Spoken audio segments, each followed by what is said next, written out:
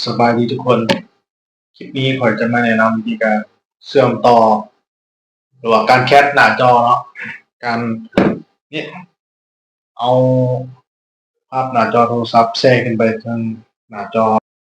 โทรทัศน์ใหญ่แบบนี้เนาะหลายคนก็คือจะสงสัยเนาะว่าข่อยมีโทรศัพท์แล้วก็มีโทรทัศน์ใหญ่อยู่เพื่อนแบบนี้เนาะข่อยอยากเบิ่งหนังผ่านโทรศัพท์เนาะแต่ว่าให้มันไปแสดงอยู่หน้าจอเนาะก่อนอื่นเราก็เปิดขึ้นมาเลยเนาะ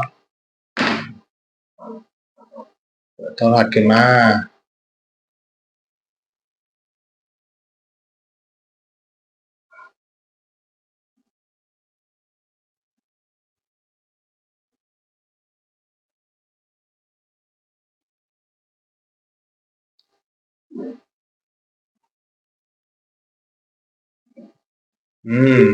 จากนั้นเปิดขึ้นมาแล้วเราก็มาเข้าโทรศัพท์เนาะเข้ามาที่ตั้งค่าเนาะโทรศัพท์มาที่การแชร์การเชื่อมต่อและการแชร์จากนั้นมาที่ตัวนี้การแคปหน้าจอนี้จากนั้นค้นหาอุปกรณ์เนาะค้นหาอุปกรณ์แสดงผล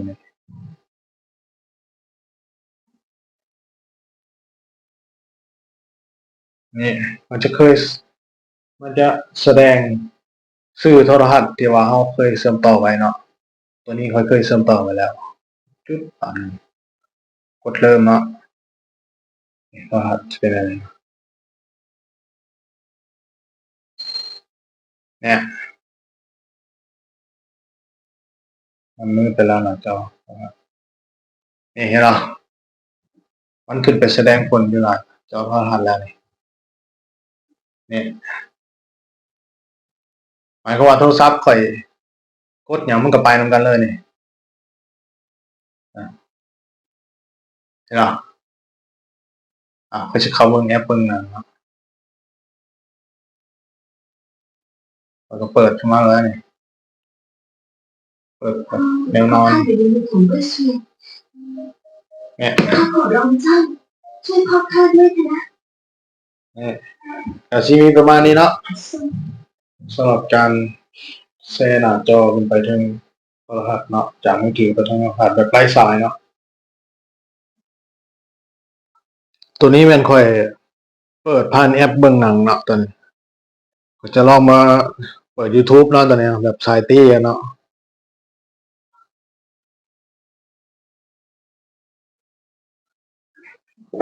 เปิดเพลงสายตี้กัน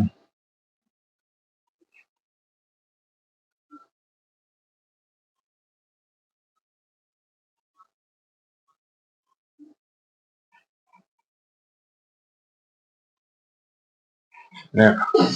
เราอยู่ห้องปาร์ตี้เนาะเนี่ยเนาะเสียงเขาขึ้นในโทรศัพท์เลยก็ได้เนาะ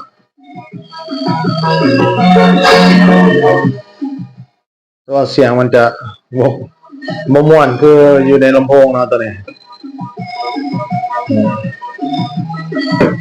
ปิดก่อนเดี๋ยวติดลิขสิทธิ์เนาะ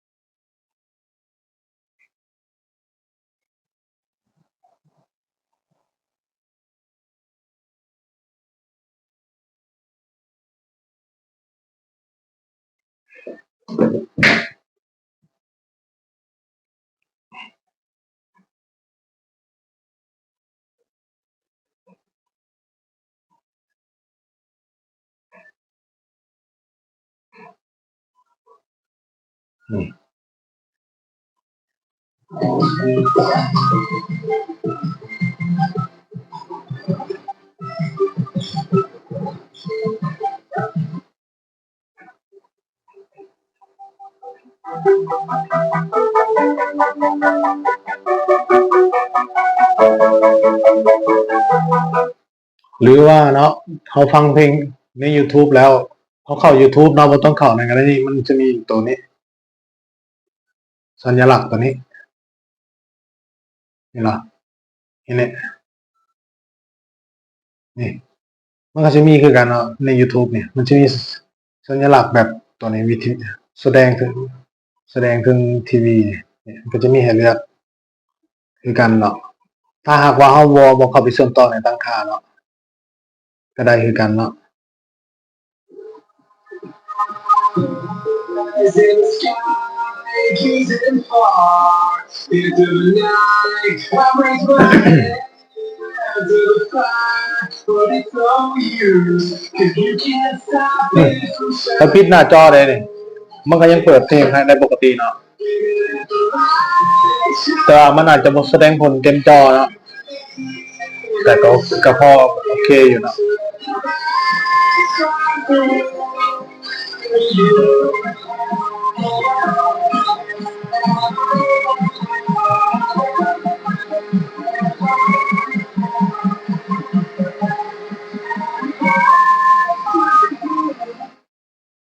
ก็จะมีประมาณนี้เนาะสำหรับการแคสหน้าจอ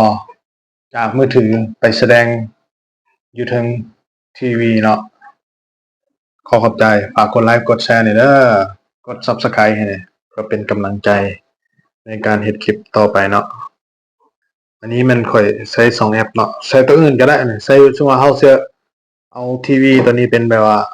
จอแบบโปรเจคเตอร์นะเฮาอยากสอนลูกศิษย์เฮาว่าเฮ็ดอันนี้ก็ได้เนาะตัวนี้เราสามารถใช้มือถือเป็นการสอนได้โอเคคลิปนี้ลาไปก่อนขอขอบใจบ๊ายบาย